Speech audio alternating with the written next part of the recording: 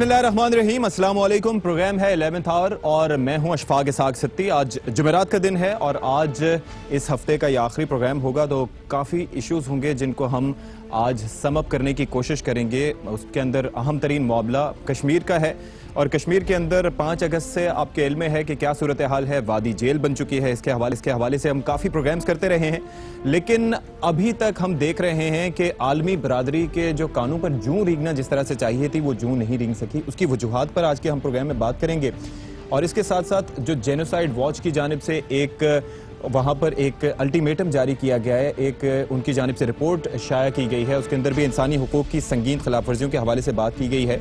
जी, तो वज़ीर आज़म पाकिस्तान ने अपना मौक़िफ़ अमरीका के सामने बयान कर दिया। पहले अमरीका के सामने, अब अमरीकी ज़राए अबलाग़ के सामने वज़ीर आज़म वाज़ेह तौर पर अपना मौक़िफ़ बयान कर चुके हैं और इसी मामले पर आज हम गुफ्तगू करेंगे। और प्रोग्राम में हमारे साथ कोई सियासतदान नहीं होंगे बल्कि तज्ज़ियाकार होंगे, इंतहाई सीनियर तज्ज़ियाकार, और उनसे हम जानना चाहेंगे कि आखिर ये जो मसाइल हैं और ख़ास तौर पाकिस्तान और भारत का कश्मीर को लेकर ये जो अहम तरीन मसला है, इसका हल क्या उन्हें दिखाई देता है। तो इफ्तिखार अहमद साहब हमें ज्वाइन कर रहे हैं, सीनियर तज्ज़ियाकार हैं, लाहौर से ये हमारे साथ मौजूद होंगे। आमिर ज़िया साहब हमारे साथ इस्लामाबाद से मौजूद होंगे। आपका भी सर बहुत शुक्रिया, आप हमारे साथ मौजूद हैं। ज़फ़र हिलारी साहब हमें कराची से ज्वाइन कर रहे हैं। आप सबको प्रोग्राम में खैर मक़दम करते हैं और बहुत शुक्रिया आप लोगों ने हमें ज्वाइन किया। इफ्तिखार अहमद साहब से गुफ्तगू का सिलसिला शुरू करते हैं। इफ्तिखार साहब बहुत शुक्रिया, सबसे पहले तो आपने वक्त निकाला। सर फरमाइएगा कि अगर मुज़ाकरात के ज़रिए मामला हल नहीं होता तो आपके ख्याल में हल नज़र क्या आता है? वज़ीर आज़म कहते हैं सवाल ही पैदा नहीं होता मुज़ाकरात का भारत से। ये बिल्कुल गैर मुनासिब रवैया है। अगर मुज़ाकरात नहीं करेंगे तो फिर क्या करेंगे? जंग वो करना नहीं चाहते क्योंकि पार्लियामेंट में उन्होंने साफ कहा कि मुझे जो लोग मशवरा दे रहे हैं कोई काम का मशवरा नहीं है, क्या मैं जंग कर दूं?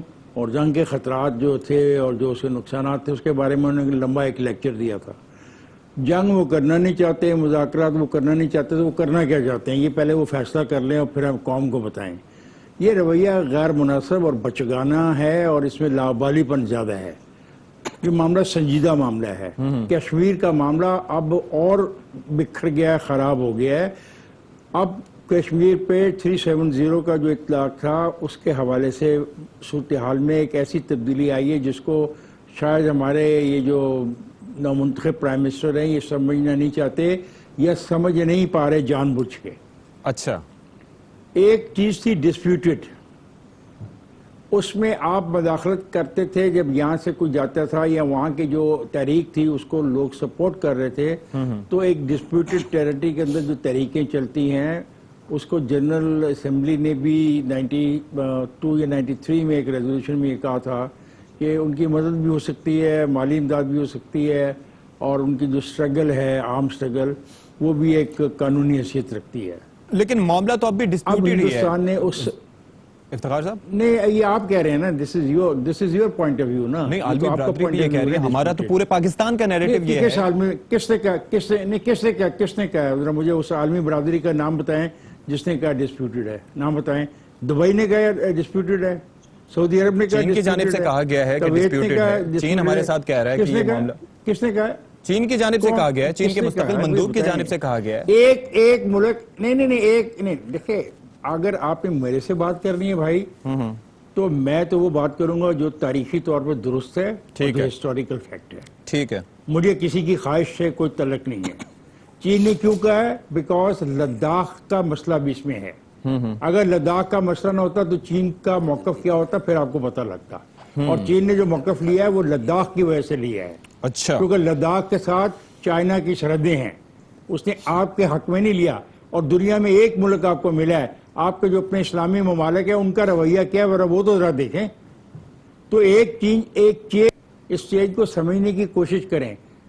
कल तक वो एक ऐसा टेरिटरी थी जिसको डिस्प्यूटेड टेरिटरी हम कहते थे और थी। आज वो एक टेरिटरी, एक मुल्क है, उसने उसको अपना हिस्सा पहले बनाया था, आज वहाँ पे उसने उन तमाम रियायतों का ख़त्मा कर दिया और वहाँ की डेमोग्राफी को चेंज करने का उसने वही अमल शुरू कर दिया जो इजराइल में हुआ था कि दुनिया भर के यहूदी इलाके आबाद कर दो और उन इलाके में जो सेटलमेंट्स हों उसको फिर कोई ना छेड़े। अब जब हिंदू वहाँ पर जाके आबाद किए जाएंगे, जब हिंदुओं को वहाँ पे कारोबार की इजाज़त दी जाएगी और जो वहाँ पे मुसलमानों का कतलेआम में वो पार्टिसिपेट करेंगे तो सो ये मसला वो नहीं है। सर एक तो ये वजाहत कर दीजिएगा इफ्तिखार साहब कि आपके ख्याल में हमसे कहाँ गलती हुई, नंबर 1, और नंबर 2, अगर ये डिस्प्यूटेड नहीं था तो सलामती काउंसिल में इस बारे में बात क्यों हुई?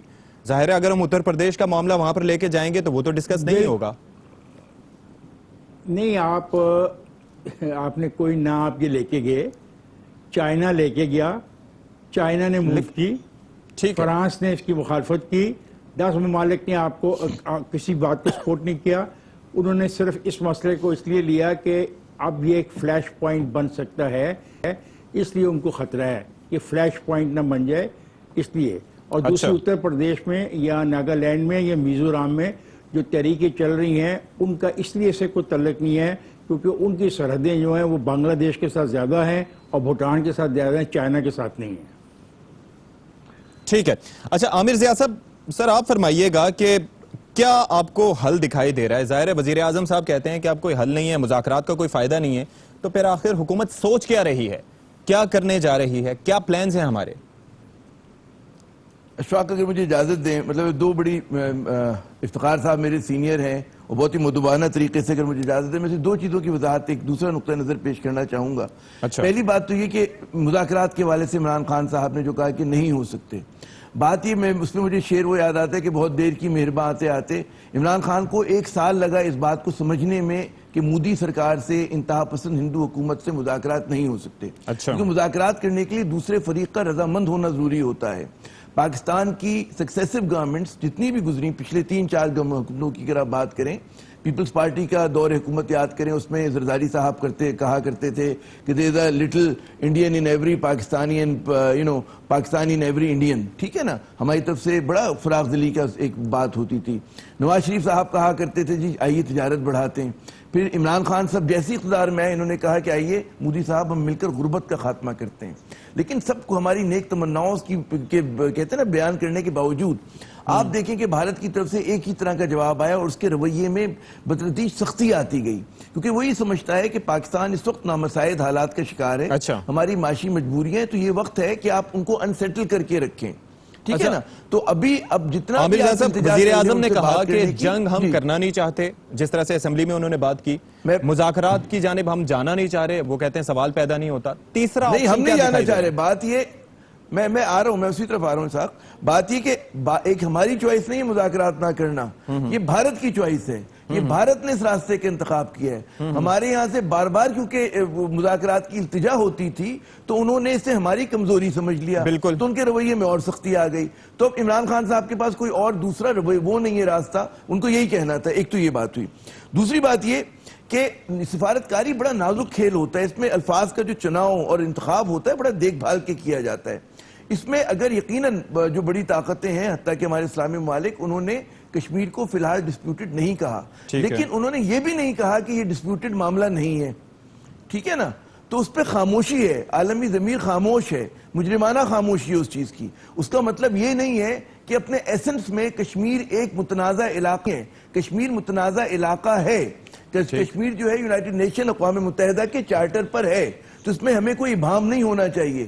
ठीक है, उनकी मसलहत पसंदी, उनके मफादात, उनका एक मैं कहूँगा मौका परस्ती की वजह से वो खुल के बात नहीं कर रहे, लेकिन बैन अल-अक़वामी सियासत में हमेशा याद करें कि जस्टिस के ऊपर नहीं चलती, इंसाफ पे नहीं चलती बैन अल-अक़वामी सियासत, वो मफादात पे चलती है। तो अभी उनके मफादात भारत से जुड़े हुए, लेकिन इसका मतलब ये नहीं कि हम हौसला हार जाएं, हम अपनी बात करना छोड़ दें। हम अपनी बात करेंगे, मजबूती से करेंगे। पूरी दुनिया बेशक हमारे खिलाफ हो जाए, अगर हम समझते हैं कि कश्मीरियों पर जुल्म हो रहा है, कश्मीरियों पर भारत का गासिबाना कब्जा है, तो हम कश्मीर का साथ देंगे। वो कहते हैं दामे दरमे सुखने कोई भी बात हो।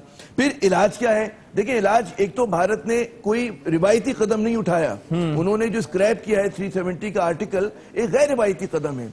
रिवायती सफारतकारी उसका हल नहीं है। यकीनन हम कितना ही तड़पे, हम बेजान मुर्दा अल्फाज के ढेर लगा दें, हम जो है मतलब बेजान कितनी रेजोल्यूशन पास करते हैं, भारत पर उसका दबाव नहीं पड़ेगा। लेकिन इसका मतलब ये नहीं कि ये ना किया जाए, ये हम बिल्कुल करेंगे, ये सिफारतकारी है, हमें करेंगे। लेकिन हमें ज़फ़र हिलाली साहब से सिफारतकारी के मौजू पे बात हो ही रही है, तो उनसे मंझे हुए सिफारतकार हैं, तज्ज़ियाकार भी हैं। ज़फ़र साहब फरमाइएगा कि क्या हमारी एंटीसिपेशन ही, ज़ाहिर है इस पर बात पहले भी हो चुकी है, लेकिन जरा रोशनी डाल दीजिए कि एंटीसिपेशन नहीं थी कि हम समझ ही नहीं पाए इस मामले को कि ये होने जा रहा है, और अब तक जो जारहाना सिफारतकारी की वज़ीर आज़म साहब बातें करते रहे, आपको कुछ कामयाबी नजर आई उसमें? دیکھیے میں تو سمجھتا ہوں کہ یہ ایک بہت ہی سیریس معاملہ ہے اور اب اس نیچ پہ پہنچ گیا ہے کہ کچھ بھی ہو سکتا ہے. اگر ہمارے عوام کو دو چار چیزوں کے بارے میں آدمی کہہ دیں. ایک تو بات یہ ہے کہ ہندوستان کہتا ہے کہ ہم Hindustan it makes no sense اگر ہندوستان سے کشمیر لیا جائے. وہ بہت سے ریزنز ہیں, سیکولر انڈیا, یہ وہ سب. مگر پاکستان کہتا ہے کہ ہندوستان کشمیر تو کھو گیا ہے آلریڈی, کشمیر تو ان کے ساتھ ہے نہیں, مانے ان کو قبضہ کیا ہوا ہے, انہوں نے زبردستی رکھا ہوا ہے, تو اس کے معنی کہ وہ چلے گئے ہیں. ساتھ ساتھ ہم یہ بھی کہتے ہیں کہ نہ تم ٹیرر اور جینوسائیڈ کے ساتھ ان کو رکھ سکتے ہو, نہ تم UN ریزولوشن کو ڈیفائی کر کے رکھ سکتے ہو. مودی صاحب کہتے ہیں کہ ہم نے کشمیر کی اسپیشل اسٹیٹس ختم کر دی ہے. پاکستان نے قسم کھایا ہے کہ یہ اسپیشل اسٹیٹس تو کشمیر کی ہے, ان کو ہم نے ریوائیو کرنا ہے. عمران خان صاحب کہتے ہیں کہ بات چیت کرنا بیکار ہے. مودی صاحب نے یہ نہیں کیا کہ اس میں کچھ کامیابی ہوگی, انہوں نے کانٹریڈکٹ نہیں کیا اس کو. تو لگتا ہے ایسا ہے کہ وہ بھی سمجھتا ہے کہ اگر وہ سمجھتا ہے بیکار ہے تو میں بھی سمجھتا ہوں بیکار ہے. ساتھ ساتھ اس کے مطلب یہ ہے کہ ہمارا جو سٹینڈ آف ہے کشمیر کے بارے میں وہ کمپلیٹ ہے, وہ ٹوٹل ہے.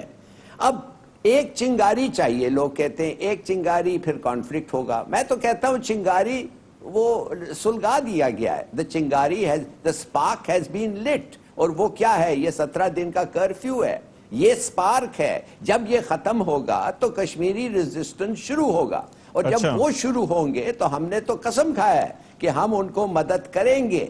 اب یہ جو ریزسٹنس ہے بڑی جلدی سے آپ دیکھیں گے یہ ایک پراکسی وار میں چلے جائے گا. It will have to go to a proxy war. اچھا, سفارتی اور اخلاقی مدد تو ہم کرتے رہے ہیں, مزید کس مدد کی طرف ہم جا سکتے ہیں ظفر صاحب؟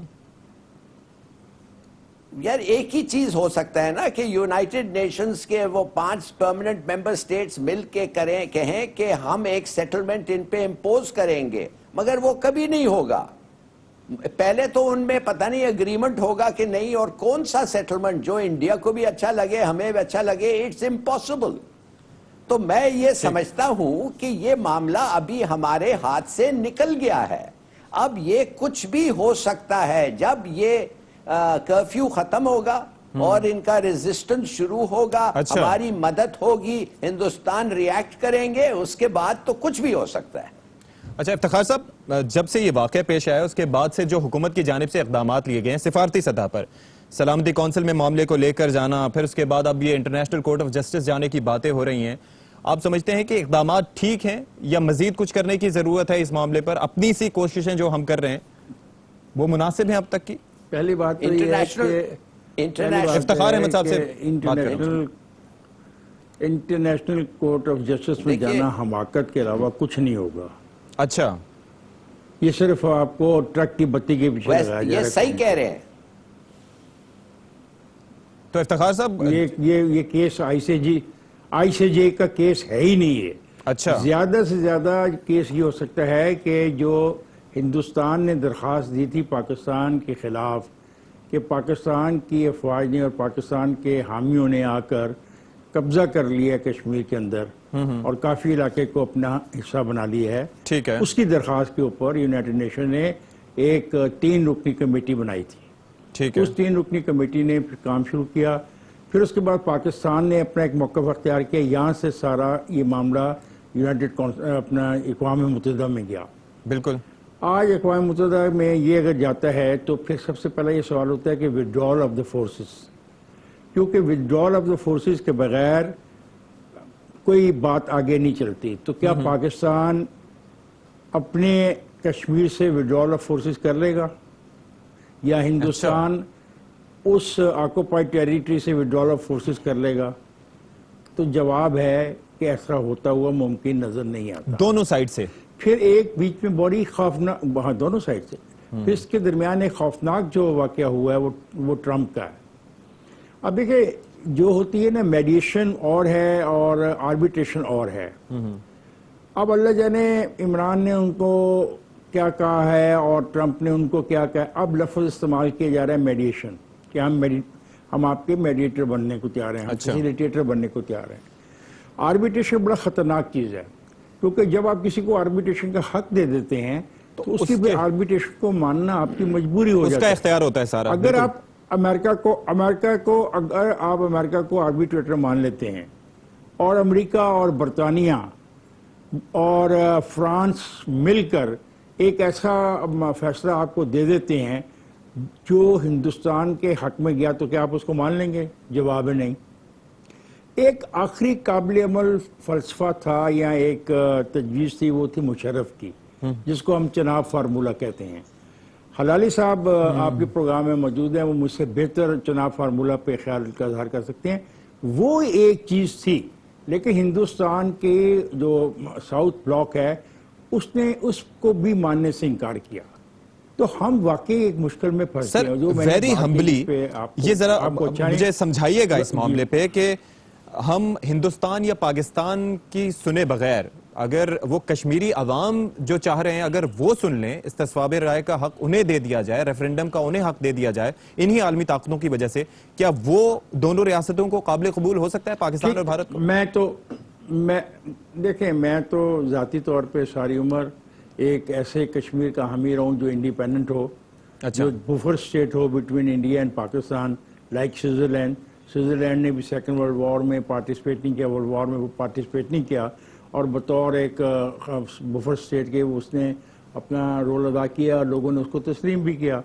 اگر وہاں پہ فوجیں اتاری جائیں جو انٹرنیشنل فورسز اقوام متحدہ اور کی کچھ عرصے کے لیے انٹرنیشنل فورسز وہاں پہ، اوبیسلی انٹرنیشنل فورسز اقوام متحدہ کے ہی تابع آتی ہیں، جس طرح دوسرے ممالک میں جاتی ہیں، وہاں پہ اتاری جائیں، اور پھر 10 سال کے بعد یا 5 سال کے بعد جب چیزیں سیٹل ڈاؤن وہاں پہ ہو جائیں اور یہ پاکستان اور ہندوستان کا جو معاملات ہیں ان کی پراکسی وار کم ہو جائے، obviously یہ تو کشمیریوں کی ول اور وش کے مطابق ظاہر ہے کہ ڈیسائیڈ ہو جائے تو وہ زیادہ بہتر ہے. عامر زیاد صاحب آپ کا اس پہ نیریٹو کیا ہے؟ کیا آربیٹریشن کی طرف جانا چاہیے یا پھر میڈیشن ہی حل نظر آتا ہے؟ اگرچہ کہ یہ معاملہ صرف زبانی کلامی نہیں ہے، کیونکہ ٹرمپ صاحب 5 اگست سے پہلے سے اس معاملے پر باتیں کر رہے ہیں اور ابھی تک صرف ٹیلی فونک گفتگو ہی ہو رہی ہے، آگے کچھ نہیں ہوا. میں 2 باتیں کروں گا صاحب. پہلی بات تو یہ کہ یہ جو فیصلہ کرنا ہے کہ کشمیر جو ہے پاکستان کے ساتھ ہوگا، خاکم بدہن بھارت کے ساتھ ہوگا، یا ایک کہتے ہیں انڈیپینڈنٹ ریاست ہوگی، یہ فیصلہ کشمیریوں نے کرنا ہے.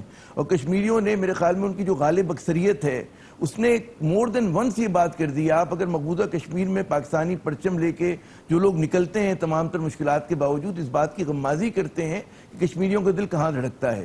پہلی بات تو یہ. دوسرا میں یہ عرض کروں گا کہ اگر آپ یہ جو میڈیشن کی بات ہو رہی ہے، میں سمجھتا ہوں کہ پاکستان جو امریکہ ہے وہ کوئی ایماندار میڈیٹر نہیں ہوگا. بالکل ٹھیک ہے نا، اور کوئی بھی مغربی طاقت نہیں ہوگی.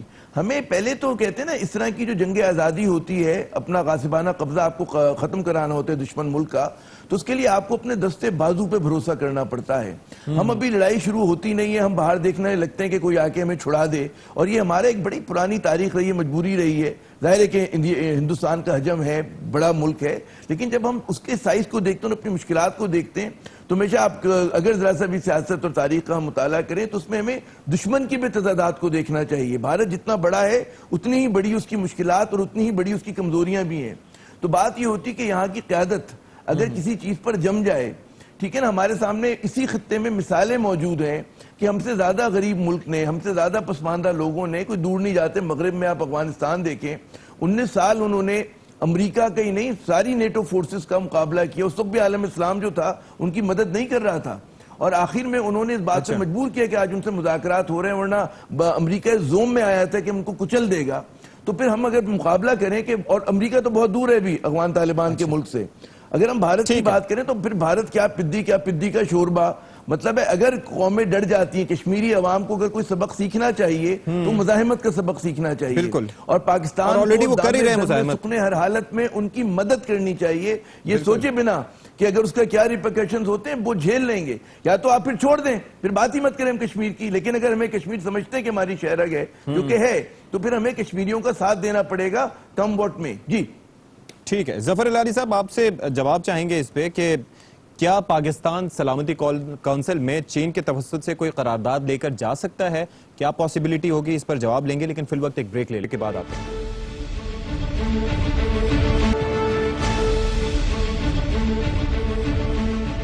جی بریک کے بعد آپ کو خوش آمدید کہتے ہیں. ظفر العالی صاحب سوال آپ تک پہنچ چکا ہوگا, ناظرین کے لیے ایک بار پھر دہرائے دیتا ہوں, کیا سیکیورٹی کونسل میں ایک تو کنسلٹیشن ہو گئی, ڈسکشن ہو گئی, لیکن کیا کوئی قرارداد لے کر جا سکتے ہیں؟ ایسی پاسبلٹی ہے اگر لے کر جانے کا ارادہ کریں تو؟ دیکھیے, جب ہم پہلے گئے تھے انفارملی, چین اور روس نے ہمیں مدد کیا تھا, تو ادھر فیصلہ یہ ہوا تھا انفارملی کہ آپ لوگ بات چیت کریں. اب وہ بات چیت تو ہوئے ہی نہیں ہے, اور پھر آپ کہہ رہے ہیں واپس جائیں ادھر. پہلے تو ابھی بہت ساری چیزیں ہونے ہیں یونائٹڈ نیشن سیکیورٹی کاؤنسل کو سمن کرنے کے لیے. پہلے تو آپ کا پراکسی وہ ریزسٹنس شروع ہوگا, اس میں بریچز ہوں گے لائن آف کنٹرول کے, اس کے علاوہ آپ کا پراکسی وار ہوگا, پھر جب وہ سیریس ہوگا اور جنگ کا امکان ہے پھر آپ جائیں گے ایمرجنسی سیشن. افتخار صاحب مسکرا رہے ہیں اور کہیں گے کہ اب کرو. کیا وجہ ہے اس مسکراہٹ کی؟ ایک دوسری بالکل صحیح کہہ رہے ہیں حلالی صاحب, بالکل صحیح کہہ رہے ہیں کہ آج آپ کے عمران خان نے کہا نا کہ میں مذاکرات ہی نہیں کرتا, بات نہیں کرتا, وہ دور ہے. ابھی تو یہ دیکھنا ہے کہ جو انہوں نے کچھ بھی نہیں کہا, یونائٹڈ سیکورٹی کونسل نے کیا کہا ہے, انہوں نے کہا یہ بائی لیٹرل ہے, جا کے ریزالو کریں. اچھا, تو بائی لیٹرل کیا چیز ہے؟ ڈائیلاگ ہے نا, ڈائیلاگ ہے نا. عمران کہتا ہے میں ڈائیلاگ بھی نہیں کرتا. اگر جی ظفر صاحب, نہیں خیر وہ ڈائیلاگ کرے گا افتخار صاحب جب اس کو کرنا ہوگا. مگر میرے خیال میں ایک اور چیز میں کلیریفائی کر دوں. دیکھیے, ہمارا اسٹریٹجی یہ ہے کہ ہم انٹرنیشنل کورٹ آف جسٹس لے جانا چاہتے ہیں. وہ ہمیں ناکام ہوگا, اس لیے کہ انٹرنیشنل کورٹ آف جسٹس میں جب تک وہ لوگوں, ایک انڈیا نے کہا ہے, انہوں نے کہا کہ ہم مانتے ہیں انٹرنیشنل کورٹ آف جسٹس میں ود ون کنڈیشن کہ کوئی اور کامن ویلتھ کنٹری کے اگر از دی اپوزنگ پارٹی پھر ہم جورسڈکشن انٹرنیشنل کورٹ کا نہیں مانیں گے. اور یہی ہوا تھا. وہ جو ایئر کرافٹ جو انہوں نے ہمارا گرایا تھا, اٹلانٹک اس کا نام تھا, 1998 اس میں یہ ہوا تھا کہ جی ہاں, انہوں نے یہ فیصلہ کیا تھا کہ انڈیا جو ہے اپنے آپ کو انٹرنیشنل کورٹ آف جسٹس سے نکال دیا. اب جا رہے ہیں یہ international Criminal court of justice. کیوں کہ وہ کہتے ہیں جینوسائیڈ ہے اور وہ کلسٹر بامز بھی استعمال ہوئے ہیں. انٹرنیشنل کرمنل کورٹ کے لیے دو کنڈیشنز ہوتے ہیں. ایک تو سیکیورٹی کاؤنسل کا ریکمنڈیشن ہوتا ہے, دوسری بات پروسیکیوٹر جنرل اگر سمجھتا ہے کہ یہ جو کیس ہم نے بنایا ہے it's a very strong case, وہ ریکمینڈ کر سکتا ہے. اچھا, وہ ایسا نہیں ہے کہ ہم جب چاہیں ان کو کسی کو لے جائیں. تو یہ سب باتیں ہیں جو اس پہ ہم کوشش کر رہے ہیں. مگر ہمارا پلان یہ ہے میرے خیال میں کہ ہم چاہتے ہیں کہ انڈیا کو اتنی برا پبلسٹی دیں, اتنا ان کو ایکسپوز کریں کہ ہمارے لیے it has a great propaganda value ہے نا. کیمیکل ویپنز ہو مثال کے طور پہ, کلسٹر بامز ہو, کروئل ٹریٹمنٹ ہو, بلائنڈنگز ہو, مرڈر ہو, یہ وہ. سر وہ تو پیلیٹ گنز کا استعمال تو ہے کہ پیلیٹ گنز کے استعمال سے کشمیری عوام کو اندھا کیا جا رہا ہے. پھر کلسٹر بمز آزاد کشمیر کی سائٹ پہ کافی انہوں نے گرائے ہیں. اس کے ساتھ ساتھ یہ مجھے بتائیے گا کہ یہ جو جینوسائیڈ واچ کی جو رپورٹ ہے, یہ کس حد تک جو ہیومن رائٹس کی وائلیشن پہ انہوں نے جاری کی ہے, تو وہ کس حد تک اثر انداز ہو سکتی ہے اس کیس پہ جو الرٹ جاری کیا انہوں نے؟ یہ بہت اثر انداز ہو سکتی ہے. یہ بالکل, یہ ایک امپارشل باڈی ہے جس میں میرے خیال میں سب پرماننٹ ممبرز کے ریپرزینٹیٹیوز بیٹھے ہوئے ہیں, اور اگر وہ دیکھ رہے ہیں اور کہہ رہے ہیں یہ سب چیزیں زیادتی ہو رہی ہے, تو that's a very good step. وہ ہمارے لیے اٹ ہیلپس آور کیس. میں نہیں کہتا کہ it helps it to such an extent کہ انٹرنیشنل کرمنل کورٹ کو ہم لے جائیں اور موڈی جیسے وہ جو بشیر تھا سوڈان کا, یا ملوسووچ تھا, اس کو تو خیر انہوں نے سینٹنس آف ڈیتھ دے دیا تھا, ایسا کچھ ہو. مگر ساتھ ساتھ یہ ضرور کہنا پڑے گا کہ اس قسم کا پروپیگنڈا ہمارے لیے بڑا بینیفیشل ہے, اس لیے کہ ہمارا مقصد ہی یہ ہے نا بتانے کو دنیا میں کہ یہ کیا کر رہا ہے موڈی, کیسے مار رہا ہے بے گناہ لوگوں کو. لیکن وہی بات جہاں پر بات معیشت کی آ جاتی ہے, ریاست کے طاقتور ہونے کی بات آ جاتی ہے, تو سوڈان اور انڈیا کا کمپیریزن آبویسلی نہیں بنتا. بھارت ایک بہت طاقتور ملک ہے اس لحاظ سے اگر بات کی جائے. اچھا افتخار صاحب, سر اب ذرا یہ فرمائیے کہ جو ایک ہم لوگ انیشلی جب یہ قومی سلامتی کمیٹی نے ڈیسیجنز لیے تھے, تو اس وقت بھی یہ مطالبہ سامنے آ رہا تھا کہ ایئر سپیس ہمیں بند کر دینا چاہیے. ظاہر ہے کہ ہم اور اتنے اقدامات کر رہے ہیں تو یہ بھی بنتا ہے, کوئی ہماری سننے کو تیار نہیں ہے. تو آپ سمجھتے ہیں کہ یہ ہونا چاہیے تھا؟ مودی صاحب تو ہمارے اوپر سے فلائی کرتے ہوئے پیرس جا کر بیٹھ گئے. دیکھیں, میرا یہ خیال تھا اور میں نے یہ مطالبہ بھی کیا تھا کہ ایک تو ہمیں بالکل ان کے ساتھ اپنے رابطے جو ہیں سفارتی ختم کر لینے چاہیے. تو انہوں نے دکھاوے کے لیے بالکل ختم, ایک ایسا سٹیپ لیا جو دکھاوے کا ہے، اس میں عملی طور پہ کچھ بھی نہیں. اچھا دوسرا ہے ہمارا ٹریڈ کا مسئلہ، وہ بھی اس پہ بھی دکھاوا کیا گیا ہے. تیسری بات جو امپورٹنٹ ہے وہ ہے کہ ہمارے جو سفیر باہر جو بیٹھے ہیں، حلالی صاحب بھی سفیر رہے ہیں، کیا ان کا کوئی رول نہیں ہے؟ کیا صرف وہ پیسے کھانے کے لیے بیٹھے ہیں وہاں پہ اور اپنے بچوں کے لیے مستقبل جو ان کو مضبوط کرنے کے لیے بیٹھے ہیں وہاں پہ؟ یہ جو جینوسائیڈ کی بات آپ، میں، حلالی صاحب اور احمد کر رہے ہیں بیٹھ کے یہاں پہ، کیا کبھی اس قسم کی تصاویر، اس قسم کی حقیقتیں دنیا بھر میں ہمارے جو سفیر ہیں انہوں نے وہاں کی مقامی آبادی کو، مقامی انٹلیکچوئلس کو، مقامی لائرس کمیونٹی کو، اسٹوڈنٹس کو، وہاں کی پولیٹیکل پارٹیز کو، وہاں کے ٹریڈرز کو بتائی ہیں کہ کشمیر میں ہو کیا رہا ہے؟ اچھا کشمیر کو کون جانتا ہے باہر؟ یہ جو چند ممالک جن کا آپ نام لے کے بڑے خوش ہوتے ہیں، یہ دنیا تو نہیں ہے. اور جو دنیا آپ نے بنا رکھی ہے اسلامی ممالک کی، دبئی نے تو کہہ دیا کہ یہ ہندوستان کا انٹرنل میٹر ہے. تو آپ کو ان لوگوں تک پہنچنا چاہیے، افریقہ میں، لاطینی امریکہ میں، ساؤتھ ایسٹ ایشیا کے اندر. یہ آپ کے سفارت خانے کیوں بنائے ہیں آپ نے؟ کیا کرنے کے لیے بنائے ہیں؟ اسی لیے بنائے نا کہ میرا یہ کیس بڑا اچھا پوائنٹ ہے، اور میرا کیس سٹرونگ ہے. یہ بڑا اچھا جیسا پوائنٹ. حلالی صاحب کہہ رہے ہیں میرا کیس سٹرونگ ہے جہاں تک ہیومن وائلیشن کا تعلق ہے. آپ رپورٹ کی بات کر رہے ہیں، وہ رپورٹ میں نے تو تیار نہیں کی. ایگزیکٹلی اتنی بدقسمتی کی بات ہے. یہ کام حکومت پاکستان کا تھا کہ یہ تمام انفارمیشن ان کے پاس موجود ہے، آتی ہے وہاں سے انفارمیشن ہمیں، اور ہے، اور براہ راست ہمیں آتی ہے. ہم مجھ جیسے آدمی کو آ جاتے ہیں، ہمارے دوست ہمیں بتاتے ہیں وہاں پہ کیا ظلم ہو رہا ہے. تو کیا یہ کام ان کا نہیں کہ ڈوزیئر تیار کرتے اور اس ڈوزیئر کو پھر ایک ملک میں پھیلاتے؟ اور بلکہ آج کل تو سوشل میڈیا کا دور ہے، بہت آسانی سے چیزیں سرکولیٹ کر سکتے ہیں. عامر ضیاء صاحب کہیے گا کہ میرا سوال یہ ہے کہ وہ ایمبیسڈر کیا کر رہے ہیں؟ ٹھیک ہے، عامر ضیاء صاحب سے بھی اس پہ نیریٹو لے لیتے ہیں نا سر. پہلے اگر میں ایک چیز، اچھا ٹھیک ہے، عامر ضیاء صاحب چلیں عامر ضیاء صاحب کی جانب چلتے ہیں. عامر ضیاء صاحب فرمائیے گا کہ ہمارے پارٹ پہ یہ روز ہم خبریں چلا رہے ہوتے ہیں کہ آج شاہ محمود قریشی نے آئیوری کوسٹ کے وزیر خارجہ کو، ڈینش وزیر خارجہ کو ادھر ادھر فون گھمائے، تو آپ سمجھتے ہیں کہ یہ سارے کام وزیر خارجہ کے کرنے کے ہیں؟ اور جو جس طرح سے افتخار احمد صاحب کہہ رہے ہیں کہ جو ایمبیسیڈرز ہیں وہاں پر، جو سفارت خانے ہیں، وہ مؤثر کردار ادا کر رہے ہیں آپ کے خیال میں اب تک؟ بالکل درست ہے کہ ہم لوگوں نے گزشتہ نواز شریف صاحب کا دور تھا، وہ بڑا ڈزمل دور تھا، اس میں کشمیر کو بھول گئے تھے، کشمیر کے اوپر بات ہی نہیں ہوتی تھی.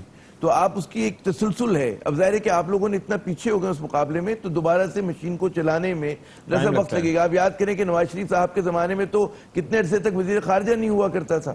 تو اب یقیناً بالکل صحیح کہہ رہے ہیں افتخار بھائی کہ ہمارے جو سفارت خانے انہیں فعال کردار ادا کرنا چاہیے. لیکن اس کے ساتھ ساتھ ہمیں ایک اور چیز کا ادراک ہونا چاہیے، بہت ضروری ہے کہ پبلک اوپینین مغربی ممالک میں ایک میٹر کرتا ہے، لیکن ایک حد تک میٹر کرتا ہے. اب یاد کریں عراق کی جنگ جو تھی بڑی غیر منصفانہ جنگ تھی، اور اس کے خلاف لاکھوں لوگوں کے جلوس نکلے تھے. اور جس طرح اس وقت بھارتی اٹراسٹیز کو ان کا مغربی میڈیا بتا رہا ہے، تو برطانیہ کا میڈیا بھی بتا رہا تھا، امریکہ کا بھی بتا رہا تھا، لیکن اس کے باوجود وہاں کی جو سٹیٹس تھی، ریاستیں تھیں، انہوں نے جو چاہا وہ کیا. تو پبلک اوپینین کو ایک حد تک جاتا ہے. پبلک اوپینین جو ہے وہ اتنا نہیں ہوتا ہے کہ سٹیٹ کرافٹ کے اندر وہ چیزوں کو بالکل تبدیل کرا دے. تو میرے خیال میں اس مسئلے پہ بھی ہمیں بالکل شور مچانا چاہیے، کم از کم یہ کام تو کریں. لیکن ایک چیز واضح ہمیں ہونی چاہیے کہ ہمیں جو عادت ہو گئی، ہم سمجھ رہے ہیں کہ ہم التجا لے کے اقوام متحدہ میں جائیں گے، 70-71 برس سے ہیں وہاں پر، کچھ نہیں ہوا. امریکہ ٹرمپ بہادر، میں کہتا ہوں ٹرمپ بہادر، جس طرح وہ ہوتی کمپنی بہادر ہوا کرتی تھی کلونیل ایرا میں، تو ٹرمپ بہادر ہیں. ان کے پاس جا کے ہم ہاتھ پیر جوڑیں گے کچھ ہوگا؟ نہیں ہوگا. پہلے اپنے دم قدم پہ بھروسہ کریں، پھر کہیں سے امداد آ جاتی. شکریہ سے قبول کر لیں، لیکن آپ کو کام اپنا بوجھ خود اٹھانا ہوگا. پہلے خود بوجھ اٹھانا ہوگا. ٹھیک ہے، ایک بریک لیں گے ابھی، اور بریک کے بعد جو جج ویڈیو اسکینڈل ہے اس کے حوالے سے آج اسلام آباد ہائی کورٹ کی جانب سے ایک فیصلہ آیا. کل سپریم کورٹ اس معاملے پر فیصلہ سنانے جا رہی ہے، تو تھوڑا سا ڈسکشن کا دائرہ اس فیصلے تک بڑھائیں گے. ہمارے ساتھ رہیے گا.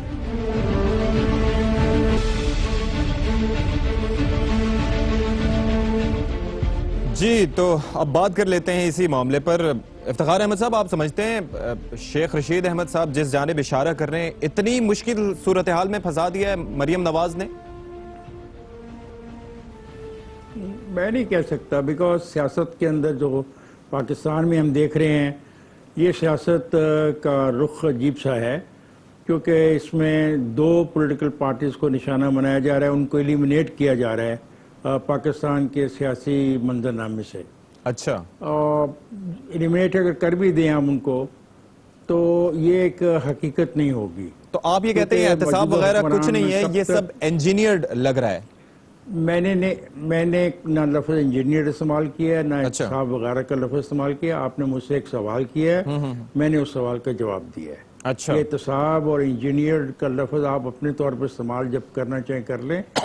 لیکن آپ کہہ رہے ہیں کہ ایلیمینیٹ کیا جا رہا ہے، تو اس پہ حوالے سے میں جاننا چاہتا ہوں کہ اس سے مراد کیا ہے؟ اور یہ سر، یہ ایلیمینیشن کیا ہے؟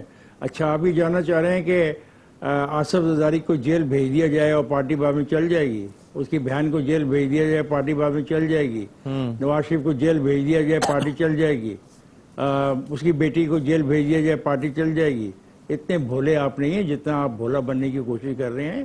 دو بڑی پولیٹیکل پارٹی کو پاکستان کی سیاست سے باہر نکالا جا رہا ہے۔ بدقسمتی یہ ہوگی کہ دونوں سیاسی پارٹیاں دو صوبوں میں بہت پاپولر ہیں، اور اس فیڈریشن کے اندر پہلے ہی ایک کمزوری محسوس کی جا رہی ہے کہ پورے ملک میں کوئی پولیٹیکل پارٹی یا کوئی ایسی قیادت نہیں رہے گی جس کے اوپر سارے صوبوں کی لوگوں کا اعتماد ہو، اور یہ ایک خطرناک رجحان ہوگا۔ ٹھیک ہے، عمران خان کا وقت گزر جائے گا، 5 سال ہو گئے، 10 سال ہو، ملکوں کی تاریخ میں 5-10 سال کوئی چیز نہیں ہوتے۔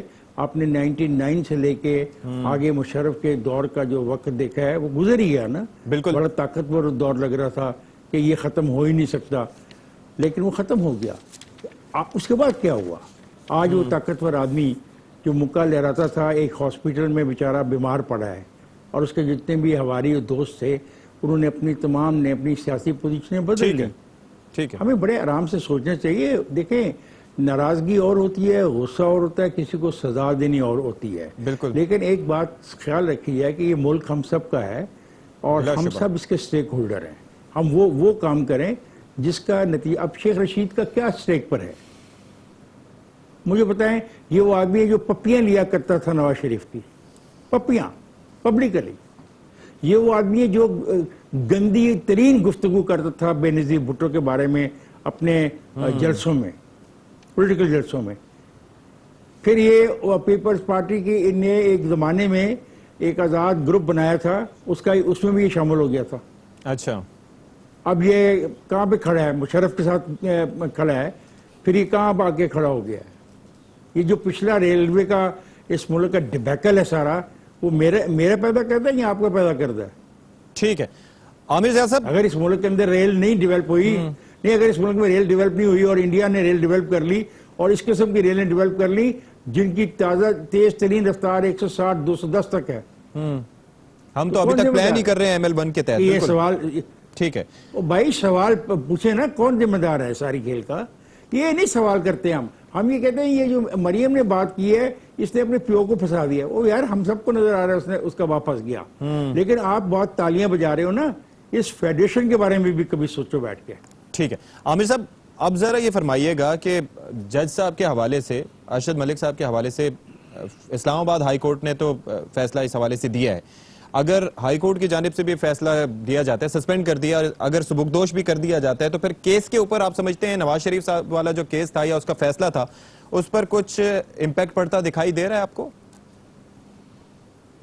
خیر یہ قانونی معاملات میں بہت زیادہ قیاس آرائی نہیں کرنی چاہیے، لیکن جو وہ ہو رہا ہے، بظاہر کیا لگ رہا ہے آپ کو؟ آئے گا وہ یہ آئے گا کہ بظاہر یہ لگے گا کہ اس کا نقصان جو ہوگا نواز شریف صاحب کو زیادہ ہوگا۔ اچھا، کیونکہ جو اس طرح کے شواہد ملے ہیں، جس طرح کا بات ہو رہی ہے کہ انہوں نے انفلوئنس استعمال کرنے کی کوشش کی جج صاحب پر کہ وہ جو ہے ایک نرم فیصلہ دیں یا فلاٹ فیصلہ دیں، تو اس کے نتیجے میں اگر ری ٹرائل ہوتا ہے تو ہو سکتا ہے کہ سزا جو ہے، ان کو ایک مقدمے میں بری کر دیا گیا تھا، ایک میں ان کو سزا مل گئی تھی، کہ یہ نہ ہو کہ دونوں میں سزا ہو اور زیادہ ہو۔ تو اس چیز کا امکان ہونا چاہیے، ری ٹرائل بھی تو ہو سکتا ہے، یہ بھی تو امکان ہے نا سر۔ میں وہی کہہ رہا ہوں کہ یہ قیاس آرائی کی بات ہے، لیکن میں نہیں سمجھتا کہ اس کی وجہ سے جو زیادہ مشکل میں آئے ہیں نا وہ شریف خاندان آئے۔ اچھا، یہ اس ملک کی بڑی بدقسمتی ہے کہ یہاں پہ دیکھیں دنیا میں ایک سینیریو آپ نے بیان کر دیا کہ دونوں میں سزا ہو سکتی ہے، لیکن دوسرا سینیریو یہ بھی ہو سکتا ہے کہ دونوں میں بری ہو جائیں۔ ایک جملہ ہو سکتا ہے، اگر مطلب ہے یہ بہت ہی اگر آپٹیمسٹک ویو لیا جائے تو ہو سکتا ہے لیکن ہوگا نہیں۔ اچھا دوسری بات میں یہ کہوں گا، جو اس ملک جو ہماری بدقسمتی ہے کہ جو دنیا میں حقیقی جمہوری جماعتیں ہوتی ہیں صاحب وہ کسی فرد واحد کی یا کسی خاندان کی باندھی نہیں ہوتی۔ ہمارے یہاں جو جمہوریت کا مسئلہ ہے یا ملک میں جمہوریت کمزور ہے یا پاکستان میں جمہوریت کو راجواڑے کی طرح آپ وہ کرتے ہیں، استعمال کرتے ہیں، اس کی وجہ یہی خاندان ہے۔ تو اگر مطلب ہے کہ پیپلز پارٹی جو ہے وہ صرف ایک فرد واحد، پہلے کہا جاتا تھا جی بھٹو خاندان، لیکن اب ماشاءاللہ زرداری صاحب چلا رہے ہیں اور ہو سکتا ہے کل کو کوئی اور چلا رہا ہو، ہمیں نہیں کہنا چاہیے۔ اسی طرح پی ایم ایل این جو ہے، ٹھیک ہے، تو آپ اگر یہ لوگ ان شخصیات سے آزاد ہوں کہ جنہوں نے ان پوری کہتے ہیں نا اس ملک میں بحرانوں کی ذمہ دار ہیں، تو کوئی مطلب اس سے جمہوریت مضبوط ہوگی، مستحکم ہوگی، کمزور نہیں ہوگی، ٹھیک ہے نا۔ تو اس میں یقیناً یہ افتخار بھائی بالکل صحیح کہہ رہے ہیں کہ جی اس ملک میں ایسی جماعتیں ہونی چاہیے کہ جو چاروں صوبوں میں جن کی جڑیں ہوں۔ پی ٹی آئی نے چاروں صوبوں میں نشستیں لی ہیں، اسی طرح پیپلز پارٹی کے ایک زمانے میں کردار ہوتا تھا، لیکن پیپلز پارٹی تب وہی کردار ادا کر سکے گی جب ان کے جو گلے میں ایک پورا ایک بوجھ لٹکا ہوا ہے اس سے چھٹکارا حاصل کر لے۔ ظفر ہلالی صاحب، نون کی سیاست ہمیشہ سے بدقسمتی سے پنجاب سینٹرڈ سیاست تھی، انہوں نے کبھی بھی وفاق کی سیاست نہیں کی۔ جی ظفر صاحب، سر آپ کیا سمجھتے ہیں کہ یہ جو ویڈیو سکینڈل سارا آیا تھا اور اس کا جو فیصلہ آنے جا رہا ہے، اس پر نون لیگ پر اس کا امپیکٹ کیا رہا ہے اب تک اور آگے کیا ہو سکتا ہے آپ کی نظر میں؟ دیکھیے کہ اس قسم کے ججز، یہ کون اپوائنٹ کرتا ہے ججز کو اور کیسے ججز اپوائنٹ ہو رہے ہیں ہمارے جوڈیشری میں؟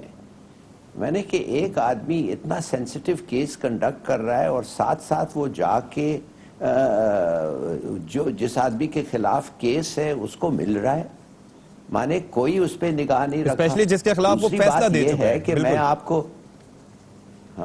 اور میں تو آپ کو بتا رہا ہوں 3 چیف جسٹسز ہیں ان کے ملک میں، کوئی نام میں نہیں لوں گا۔ یہ چیف جسٹس اس لیے بن گئے ہیں یا ریکروٹ اس لیے ہوئے تھے کہ یہ زرداری صاحب کے بیگ مین تھے۔ دوسرے میں ایک پرائم منسٹر نے مجھے خود کہا کہ بھائی یہ آدمی جو ہے $5 ملین رشوت لیا ہے گورنمنٹ کو ریسٹور کرنے کے لیے۔